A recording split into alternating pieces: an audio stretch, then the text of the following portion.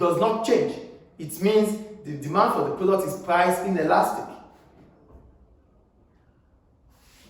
Is it clear now or not? There's inelastic demand, there's elastic supply. If there's inelastic demand, there's elastic supply, consumers will be the one to pay for the tax burden. But if there is elastic supply or elastic demand and inelastic supply, producers will be the one to bear the burden.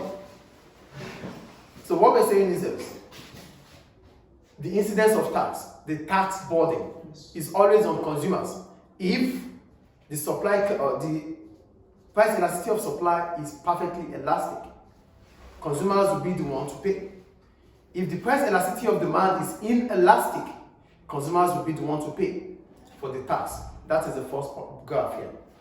And for the second graph, where the incidence of tax falls entirely on the producer, it will fall entirely on producer if, one, the supply is perfectly inelastic and the demand is perfectly elastic. If the supply of a product does not change as a result of a change in price, the producers have to bear the burden of tax.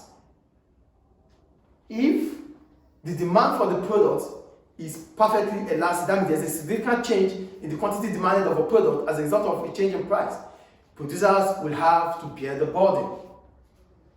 Here, these goods are inevitable. We have to buy them, no matter what the price are. So we have to pay for the tax. We bear the burden. Here, if producers are able to supply more as a result of a change in the price of a product, then we consumers will bear the tax burden.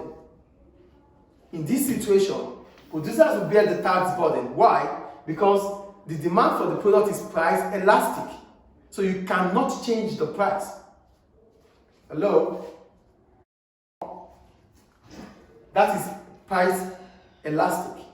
If the supply is price inelastic, it means you as a supplier, the price has changed, but you are unable to supply more. There are reasons why you cannot supply more. Maybe lack of availability of some goods or raw materials. Maybe there's no space for you to keep those products. So there are different conditions that would have warranted the price elasticity of supply to be perfectly inelastic.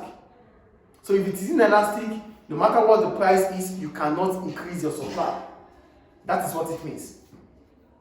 Demand is price elastic if a change in price, an increase in price, led to a fall in the quantity demanded.